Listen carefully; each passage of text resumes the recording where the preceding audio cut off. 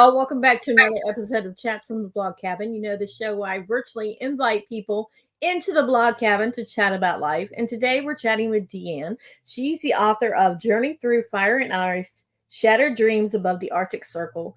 And it's all about her journey of living in the Arctic Circle with her husband and what led her to live there and what she learned from that. But before we get into the book, Deanne, tell us a little bit about yourself. Well, you can tell how old I was because I wrote the story in 1964. I was 23 years old when we went up to Alaska, but before I had gone to Alaska, I had lived in Toronto and I grew up in Toronto, never having been further than Chicago because that was where my husband was going to school. So, no, I take that back because I keep forgetting that we did go on a honeymoon to Europe, but I don't really count that because we didn't live there. We traveled from city to city. So, really, the farthest I'd ever been from home for any length of time was living in Chicago. And of course, moving to Alaska was a whole different experience. I'm now old. And, I have 3 children and 7 grandchildren. And my husband was deceased in 2010. And I started writing the memoir, I think, in about 2012 or 2013. And I'm also at this point in the process of finishing a children's book. And I was a former photographer who really was known fairly well across the country and in Canada. And I also spoke in Sweden. So I've had a rather varied career. Wow, it sounds like you have had a varied career. So you're a photographer, you're writing a children's book. What led you to write this book? Everybody asks me that. My husband didn't want me to do it. My mother-in-law had kept all my letters, and so had my parents. And my mother-in-law kept saying, you really should write a memoir. And my husband didn't want me to because I didn't know what it was going to be about, and he didn't know what it was going to be about. And he should have trusted me enough to realize that I wasn't going to say or do anything that was detrimental to the people that we lived with. And I hope I didn't. I think some people were a little bit dismayed at some of the things I said, but I would try to compensate in the memoir for the things I said, because I would say, but that's part of their culture and it's not part of my culture. So I think I don't know how he would have felt about the memoir. He certainly could have helped me with it because I had a whole lot of questions that I would love him to have answered. But at any rate, I wrote it and I self-published it because my brother phoned me during the pandemic and he said, Deanne, you got to get that book out if you want to get it out, because you don't know how long you have to live. So, and he is older than I am and he's still alive. But anyway, I decided to publish it. I published it through Authority Publishing, which is a hybrid publisher, and never looked back. I'm glad I did it. And that's about all I can say about it. I love that. That's about all you can say about it. But you said a lot. I mean, you said what, 2014 is when you said you started writing it? Yes. So what made you just finally decide? You already said your mother-in-law pushed you, but what was that final little push that made you besides your brother saying you need to do it before you die? Well, no, that was 2 years ago, though. I was right in the process of trying to find a publisher. I think what really pushed me was I was in a writing critique class, and we were all writing different things. And I wrote a little bit of my memoir when I was in the critique class. And I think that maybe was part of the push. Maybe it was just the fact that I really wanted to do it. And I could be wrong. I could have started in 2012. It all seems such a long time ago now. So when you were writing it and you were telling your family members, especially your children, that you were going to write it, were they receptive to it? Were they scared? You already said your husband never wanted you to write this book, but were they receptive to it? Well, I don't think they were worried about it at all. My daughter had read, I think she'd gotten into some of my notes that I had written before my husband died. And she said she was afraid that She was afraid of what I was going to say about him, but she said after she read the book, she said it was fine. And I think my children were fairly receptive of the book. I think my grandchildren that read it, all of them said they learned a lot about our life up there, and they learned a lot more about their father or their grandfather. So I think in a way, I'm glad that I wrote it. I mean, I know I'm glad I wrote it. I am so happy that you read it as well, because you don't see a lot of people when they get. I don't want to. I'm considering myself in this age group too, older. They get set in their ways and they don't want to try something new. So I applaud anybody that gets out of their comfort zone and tries something new. Well, you're not nearly as old as I am. So when you went the direction of doing the hybrid publishing, self-publishing, how hard was it? Because we already know, long story short, we both were frustrated with StreamYard. I was frustrated with it yesterday. You're frustrated with it today, trying to figure out the technology. So how hard was it to try to figure out the technology as far as self-publishing and hybrid publishing? Well, hybrid publishing, they help you all the way along. If you anybody can self-publish. I'm writing a story right now about a transgender child, and it's not nearly finished, but I could put it, as soon as it's finished, I could submit it to Amazon without any editing or anything, and Amazon would put it on their list of books.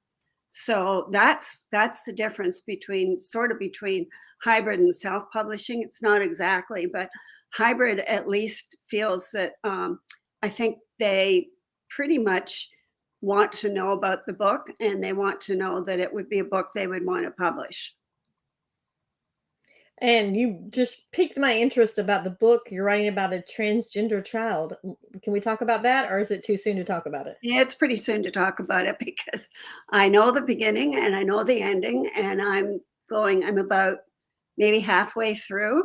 And I've been told by one grandchild that the title that I've used is wrong, because he said that as soon as a child wants the name changed, that name is dead. So I learned a lot from him about it. But it's about a child that's only 3.5 and realizes that he wants to be a girl. And it's the reaction, a lot of it is the reaction that the father has, whereas the mother is far more supportive. And I just, the father is beginning to realize that he has to be supportive of this child. And that's about as far as I've gotten. Wow. I'm writing another chapter this week. That is amazing. We need to take a quick commercial break, and then we'll be right back. And when we come back, you're going to read part of your book. Okay. Hi, my name is Joanna, and I would like to share with you a little bit about Shores of Grace, Shores Philly. It's a ministry located in Philadelphia. The portion of Shores that I volunteer for goes into Kensington, an area greatly impacted by homelessness and addiction. And we go and we take love, food, clothing, snacks, conversation.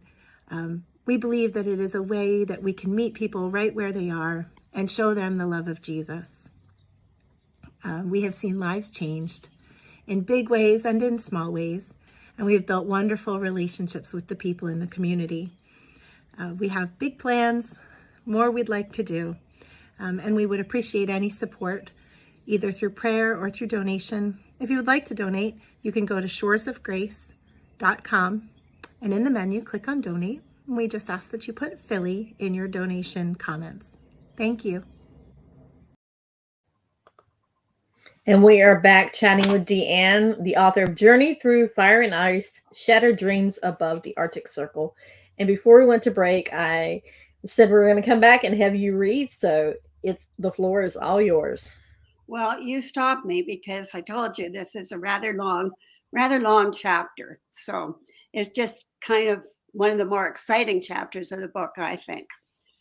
I probably should read the end of it, but anyway, I'm going to start at the beginning of it. It's 2 days after Thanksgiving, and we're about to go on another trip with our dog team. Tiger has been planning the trip for us to get away from the village and be by ourselves for a few days. I'm not sure if I'm nervous or excited about our winter camping trip, our time away from the village by ourselves. Tiger is outside hitching up the dogs to our sled, while I've been inside looking for clothes to keep me warm on this expedition. Long underwear, 2 pairs of socks, and 2 sweaters for under my parka. I can hear the dogs barking with excitement as he hitches them up. It's been 9 months since we left Chicago and began to prepare for living in Kivalina. Now, 7 months after our arrival, we are ready for another of Tiger's big adventures. Okay, it's time to get moving. It's a long trip up there. You warm enough? Tiger asks. I hope so, I say, climbing onto the sled. Already I feel the cold searing my lungs and wonder if I will be able to stand the chill in the air. What am I thinking? Camping in this frigid weather is going to be a challenge and not fun the way Tiger is making it out to be. We're headed 30 miles upriver to a place where we'll pitch our tent and relax and enjoy some time together. We haven't had a chance to relax and talk since we went to Cape Thompson in the summer. Tiger is so focused on the study that we don't have much time together for pleasure, but really it's all right. He came here to learn and participate in the lives of the natives.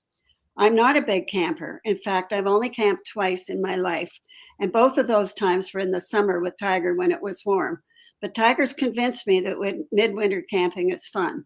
As I gathered my warm clothes, I wondered for a moment why we aren't going somewhere to enjoy a bit of civilization for the first time since we arrived here. The answer came to me quickly. Maybe I wouldn't want to return to Kivalina. I'm just going to read I'm going to skip to, I'm going to skip to another part of this. We're out, at this point, we're out ice fishing, and it's 35 below. We come back, and we're back at the tent now. And this is the 3rd day of our camping trip. Tiger likes the Coleman stove to give us some heat. I'm happy to be in the tent at last, happy to savor the warmth and the privacy. For a while, we're reasonably warm. Suddenly, however, the stove sputters and dies. The chill in the air quickly invades our tent, and any semblance of warmth disappears. Now I find myself shivering, even though I'm dressed warmly. Should we head home, I asked, wishing we had never come in the first place. First 2 visitors, and now this. There's a plug in it somewhere. Tiger takes a closer look at the stove. I'm going to try and figure it out. I'm sure I can fix it. Don't worry, we'll be fine. He seems calm as he says this, but I can see he's struggling to get the stove lit again. Besides, we can't go to the village now. I don't want to travel at night. It's bitterly cold and we don't want to get lost. Nobody will be on the trail. I'm going to have to figure out what's wrong with this damn thing. He's as worried as I am as he works for over an hour without success. In the meantime, we are both chilled to the bone. He really needs to get the stove working and fast. I wish one of the natives come, I say. They would know how to fix the stove. I realize as I say this, I'm pointing out his inadequacies. I wish I hadn't. Tiger shrugs. Well, that's not going to happen. Nobody's coming to our tent tonight, that's for sure. My mother used to say to be careful what you wished for, or you just might get it. On this trip, I wanted Tiger by myself. Now I have it, and I'm scared to death. I'm beginning to understand that my husband isn't quite the expert in Arctic living as he led me to believe when I agreed to move here with him. I watch as Tiger finally gives up. He can't unplug our only heat source. Now I wish we'd brought a wood stove, but Tiger said a Coleman stove would be more dependable. Was he ever mistaken? As a last resort, he decides to build a teepee-like structure in the front of our tent. We brought another small tent along in case we needed it for anything, and he's going to use it now for the teepee. I'm going to find some twigs to light inside the teepee. They'll keep us warm. While Tiger's outside searching for branches to light inside the teepee, I wait in the tent, hoping it will serve as a buffer against the cold and wind. I've lost any concept of time, and it seems like an eternity before he returns with an armload of Arctic willows. I feel the time creeping away and think our lives may be also. I try to choke down my fear because I think Tiger is just about as frightened as I am. Tiger builds the teepee right outside the tent. I don't know how this will provide us with any heat, yet he assures me it will. He says we can keep ourselves warm enough for the night and head back to the village tomorrow. There's no fire burning yet when he comes into the tent again, It's going to take a while to get the fire going, he says. He moves his gloves, rubbing his hands together to get them warm. The branches are damp from the snow and won't light easily. But don't worry, we'll be fine. He said this before, but from the look on his face, I know he's concerned. There's no reassuring smile. The wind is howling, and it takes forever to light the fire, just as my husband predicted. Then, finally, the flames leap and dance, and we both breathe a sigh of relief. It's warm enough for him to boil water for tea. He hands me a cup and starts to fry the steak in a frying pan we bought. We tried to cook it for the last 2 nights, and now he's going to cook it inside the tent. As I warm my hands on the mug, I start to relax. Whatever you do, don't let the flap of the tent go into the teepee, Tiger says, as he watches a fire that he has built outside the tent. He's not paying attention and pushes the flap into the fire with his foot just as he says this. He tries unsuccessfully to beat out the flames. We are standing in the tent, watching in horror as the walls of the tent burn down around us. Within a minute, both the tent and the teepee are gone. Aside from being shaken up mentally, we are totally unscathed. But I am left standing in the frigid air holding my cup of tea. I'm not sure whether I'm laughing or crying when I say, if my mother could only see me now. I don't know whether I should keep on. I don't know where she's gone. Wow.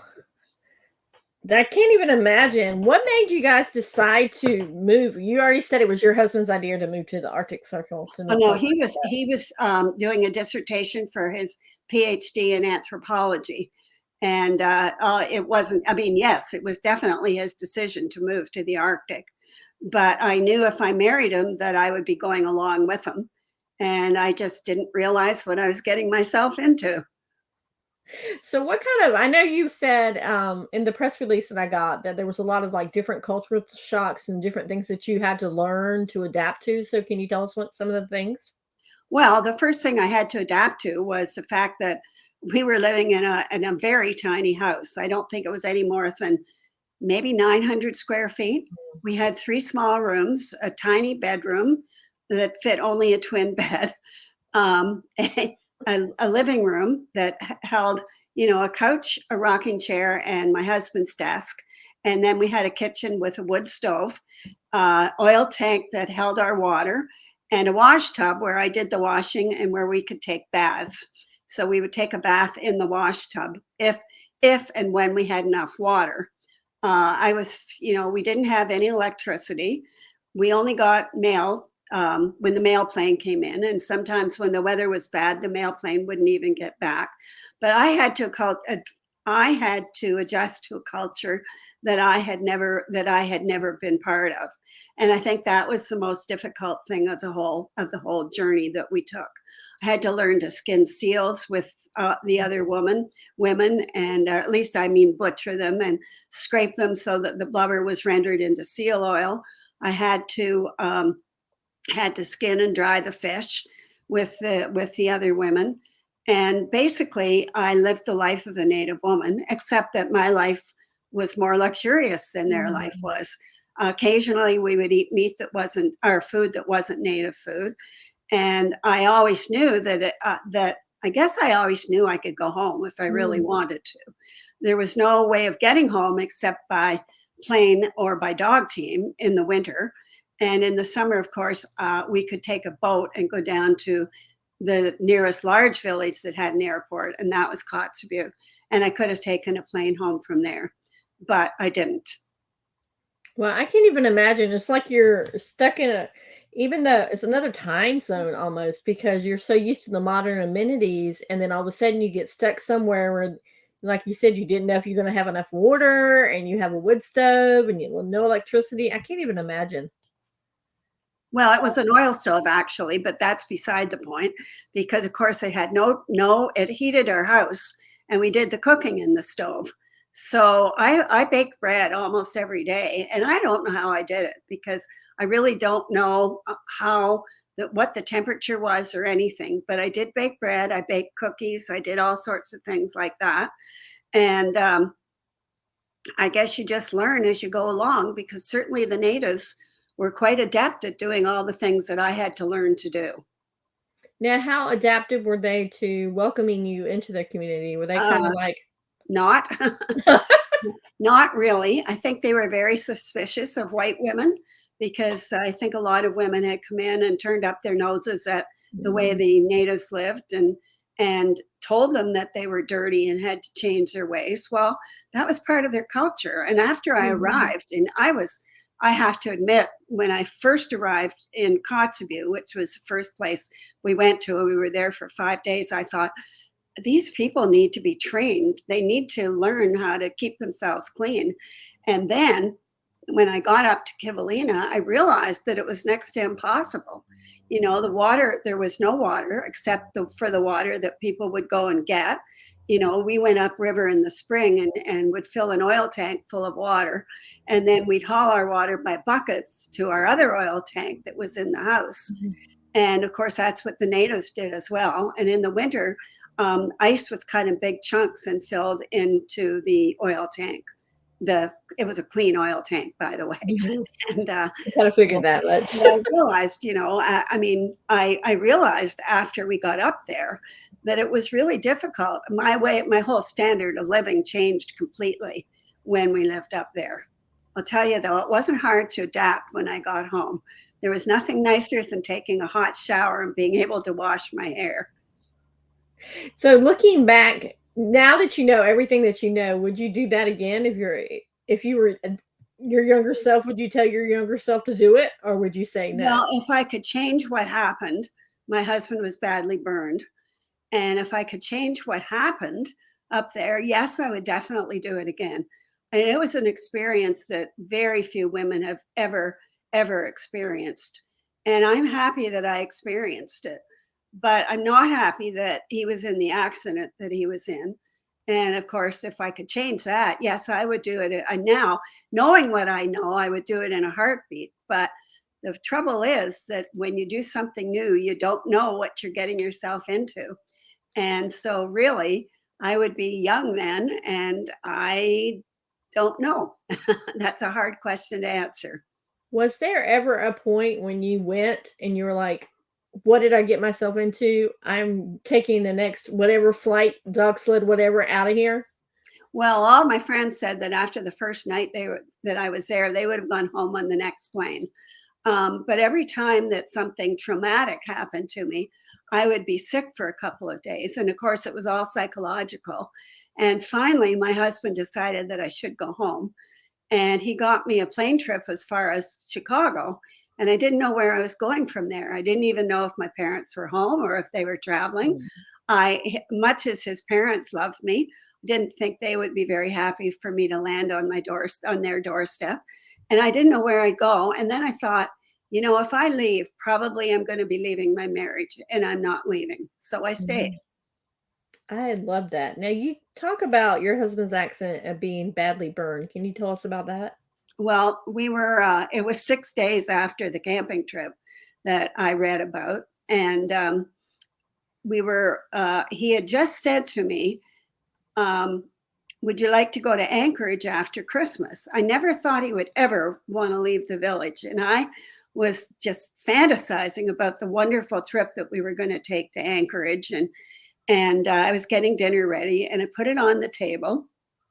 And just as I put it on the table, he went to light the Coleman lantern. Now, he knew that he should never bring the lantern inside, but it was 35 below. And unfortunately, the fumes that were in the air from the previous lantern ignited when he lit the lantern, and the flames went up in his face. He got me out of the building, and he ran back in to save his notes. And in the meantime, I was paralyzed. I didn't know what to do. I didn't have I didn't even have any socks. I had socks on, but not my mucklucks. So I screamed for help, and finally help came. The house was so full of smoke that they had to get a gas mask in order to get him out of the house. And we spent 17 hours without medical help before we could get to the nearest place. And the nearest place that had a hospital was Kotzebue. But when they took one look at him, and they said, we can't help him here. So they gave him a shot of morphine, and they hydrated him. And they sent us on a plane to Anchorage with a doctor on board. Mm. Wow.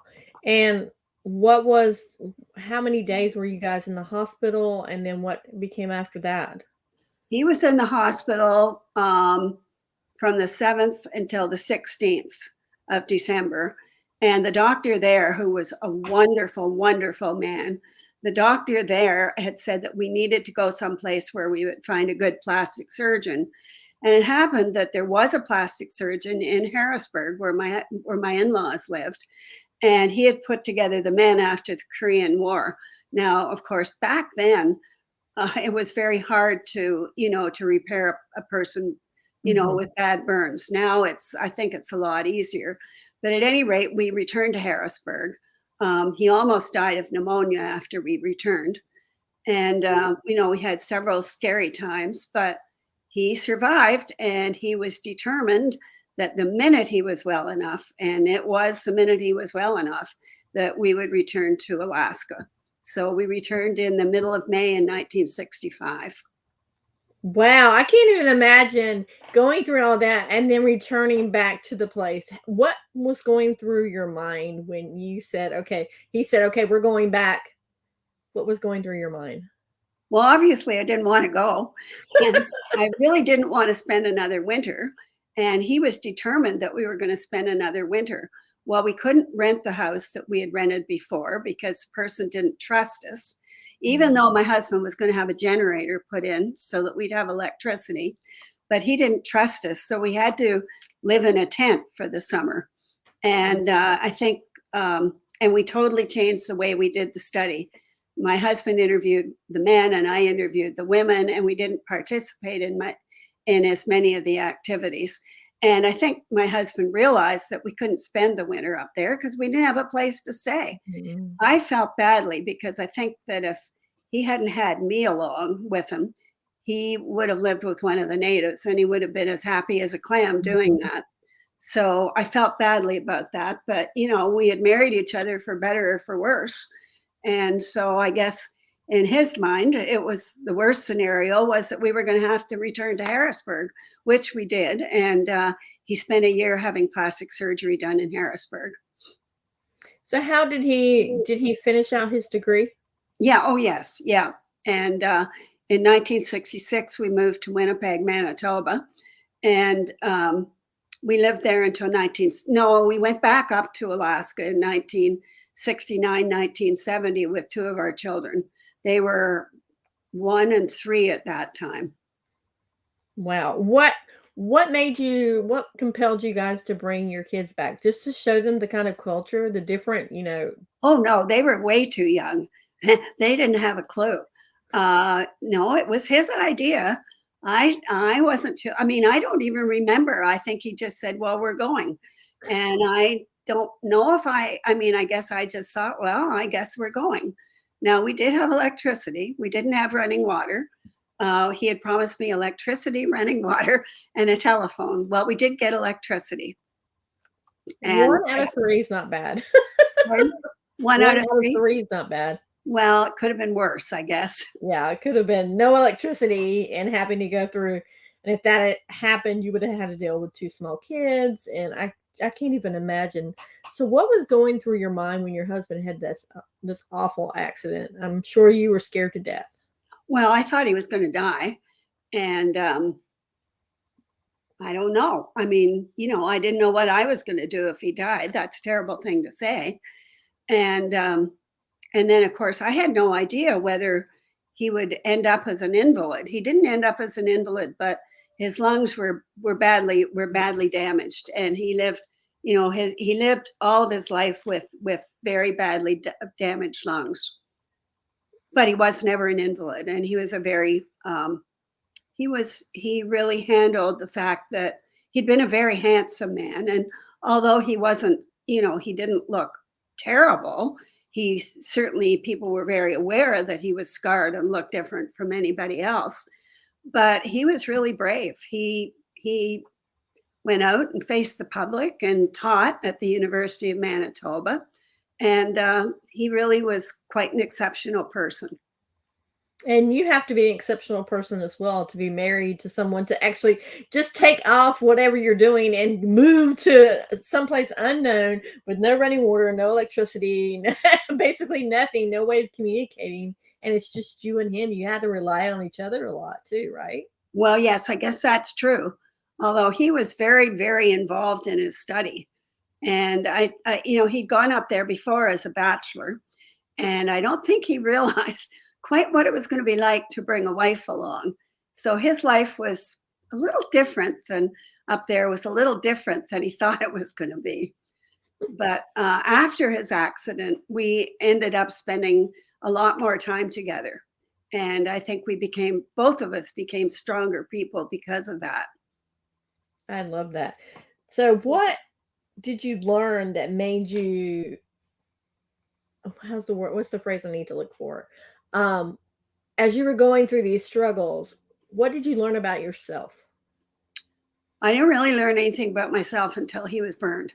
And then when he was burned, I realized that, I was much stronger than I thought because, I had to look at, well, he was in the hospital for 3 months, but I had to kind of be the cheerleader when he was in the hospital and the cheerleader when he came home. And I felt, and then of course he wanted to go back and I didn't want to, but I was determined that if we went back, I was going to be a better helpmate to him and a better, I was going to help him and we were going to make this a great experience. And so that's really kind of what I learned. Was it returning when you returned? I know you had a lot of like angst about it, not knowing what's going to happen again, not knowing if a bad accident was going to happen. But once you returned, did you feel like a relief after that trip that like nothing happened and I really had a good time there? Or was it a lot of hard work and a lot of self-sacrifice as well? Oh, you mean the second time we went back? Yeah. No, it wasn't hard work. I don't think it was hard work at all. I think I was accepted by the natives because I came back after a tragedy. And they were wonderful when they saw a tiger. I remember one of the women saying, "We don't care how he looks as long as he has that wonderful smile." No, I love that. And then another man said to me, "Too bad that Tiger had to go and get himself burned." And later that summer, Tiger and this friend, he was a friend of his, started singing, "I fell into a burning ring of fire." So At least you had to have a sense of humor about it. That's amazing. but I learned when I went back up, I got one of the women to help me make a fur parka. So I felt very much in tune with some of the women up there. And if I'd stayed longer, I probably would have asked the old lady that I cut up seals with, I would have asked her to help me make a pair of mucklucks, but there wasn't time for that.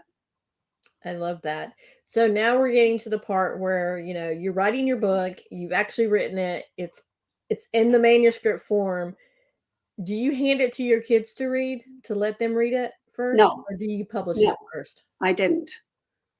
I don't think I ever really thought about that. Of course, I did have an editor. Um, no, I didn't think about it. I maybe should have, but I didn't. Now, my daughter has told me if I write a second memoir, which would be about our time when they were 3 and 1, that she wants to read it before I have it published. And that's probably because, there's a lot in it about her. She unfortunately was badly burned too. Oh, And her arm was scalded. Fortunately, it was boiling water. Unfortunately, the water didn't go on her face at all. But and my other daughter almost died of pneumonia, so it was not an easy time up there. And I'm not sure why she wants to read it. I don't even know if I'm ever going to do another memoir. I started it, but it's not. It's totally different because our life was totally different when we lived in Kotzebue. wow. So once have they read your books though? Have they read your book? My kids? Yeah. Oh yeah, they've all read. They have, and my see, 1, 2. Well, my granddaughter helped edit it. And that was good because it was kind of from a young person's point of view. So I was very glad that she had helped me with it. So both my granddaughters read it. One of the other child in that family didn't. Two of my grandsons read it, and one of them's too young, and I don't think the other one ever read it. I don't know, but I don't think he did. So what was the reception of it once they read it? The grandchildren were pretty interested in it, and I think my children were. I think they learned a lot about my life up there, which is what I wanted them to do. My sister-in-law felt that Tiger had appeared as a rather selfish man, and she was worried about the reaction of the kids, but I'm not sure that they looked at it that way. Or if they did, they wouldn't tell me. That's probably more of the truth, that they wouldn't tell me. I can't see, just what you're talking about, your husband.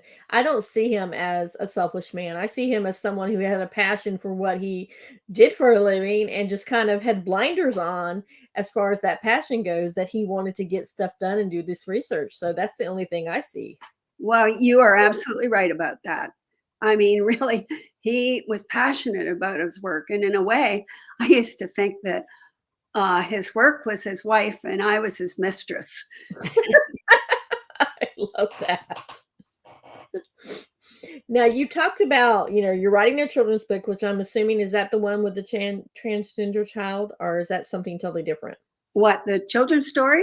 Yeah. The children's story actually takes place in Kotzebue, and it's kind of centered around my two little girls when we were up there, and the Christmas that, we didn't have anything and we made our own decorations, but it's really about whether Santa Claus would come or not. And I don't think they ever even asked me whether Santa Claus would come. But I made up the story for my granddaughter when she was 4 or 3, and she's now almost 22. And I kind of dug it out last year, and I found somebody that was interested in it. And my goddaughter is doing the illustrations. It'll probably be done as a hybrid, as hybrid publishing also. Because I think this person only accepts things that he knows are going to be winners, and we don't know if this is going to be a winner. But I think it's a good story, and I think children will enjoy it. Yeah, and especially when do you see it coming out?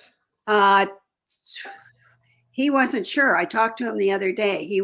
I think he'd like to see it come out in 2022, but I think it's going to be, this year, but I think it's going to be 2023, realistically. Because I was thinking, if you push it right around Christmas, that'd be a great Christmas story, because you're talking about the reality of Santa Claus coming. Oh, I know. It would be. But I think it's called A Magical Christmas because it's about angels too. Oh, and I like it. I like the story. So we'll see what happens. I can't wait if you do push it out at Christmas, I want you to come back and talk about that. Oh, that'd be wonderful. I'll tell Peter that. Or, even if it comes out 2023, I will tell Peter I've already got somebody that's very interested in having me speak to them. Yeah, because honestly, I think that when we learn more about, especially if we take a step outside of our culture and look at other cultures and kind of immerse ourselves into them, not to be a cultural appropriation, but to actually, learn more about it, we tend to be more tolerant of other cultures too once we start learning. Because like you said at the very beginning, some of the people thought that maybe your husband thought that maybe it wasn't going to be right for their culture, and you were like, and in the book you even said it may not be right, but that's the way their culture did it. Exactly. So I think it's important that we learn how every culture works and how they operate. Well, I wanted to go back to Kivalina, but you probably don't know this, but Kivalina is one of the first places in the world to be I can't think of the word, but they're affected by climate change. And by 2025, the island is going to be underwater. Wow. So the village is relocating 12 miles upriver. I'm not sure that's even far enough, but I guess it is. I hate that climate change is making people move and leaving their homelands. Well, the people I feel sorry for are the people my age. I don't think there's a lot of the people my age left because from what I gather, I don't think there are. Although one of the women, and of course this was several years ago, lived to be 87. And the woman I cut up seals with, I think lived to be almost 100. But a lot of the women my age, well, I guess I take that back. I guess there are quite a few. I just don't correspond with them. I correspond with the younger ones. And but those are the ones I feel sorry for. I feel sorry for the people that have lived there all their life and don't know anything different. Now the village will be, it'll still be the same people, but it won't be the same village. It won't be the place that they live, that they grew up in. And I feel very sorry for them. Now, you just said something that piqued my interest. You said you correspond with them. So tell us about that, because that is awesome. Well, when I was writing a blog, and I guess I published part of it on Facebook, and somebody found a picture on Facebook that was of her when she was a little girl. And anyway, they got excited about it. And one of the girls started corresponding with me. And she sent me a couple of presents. She made me a little parka, and she sent me a couple of presents. And she's only in her 30s, but other people have corresponded with me too.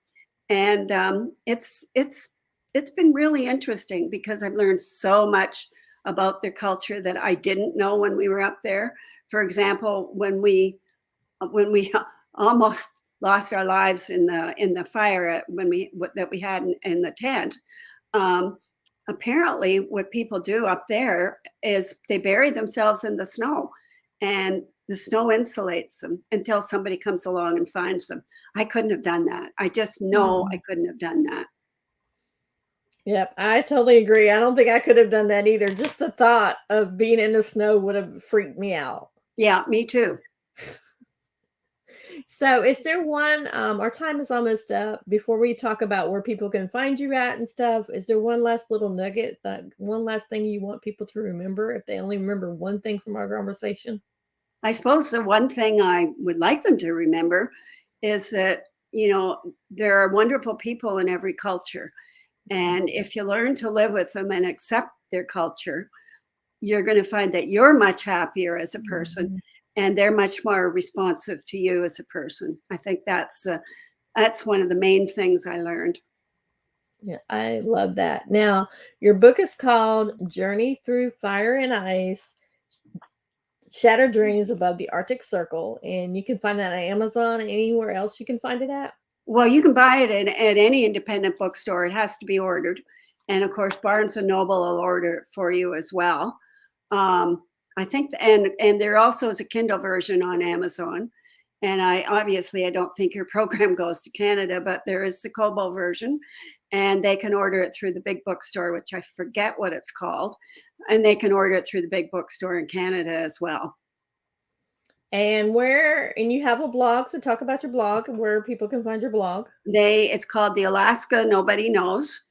And that's exactly what it is, that you've put it on properly. And they can just go in there and they can find the blog. I found that I had a hard time. I wrote it, the last one I wrote was in August. And then I finally thought, I have to do that blog. So I wrote another one just a week ago. And so I'm probably gonna do one on how my life in Alaska influenced my journey into photography. That's probably will be my next one. I love that. And you also have social media? Yes, I have yes, I have an author's page on my Facebook page. Yeah. So Deanne, I want to thank you so much for coming on and for sharing about your journey, for sharing about how we can appreciate other cultures without losing our own as well. And by, just being tolerant of each other, because I think that's what you learned a lot when you were up there. You had to adapt and and out of your comfort zone. And no matter what age you are, you can do anything, correct? Oh, I think that's absolutely right. Yes. Yes. So guys, I will put in the show notes everywhere where you can find Deanne as well as finding the book. And I highly recommend checking this out because just that little part that she read, I'm like, I gonna go find this book. So Deanne, thank you so much for coming on. Oh, well, thank you so much for having me. I really appreciated it. So guys, be blessed, keep reading, and most importantly, keep chatting with each other. See you on the next episode of Chats from the Log Cabin. Bye. Bye-bye. Thank you.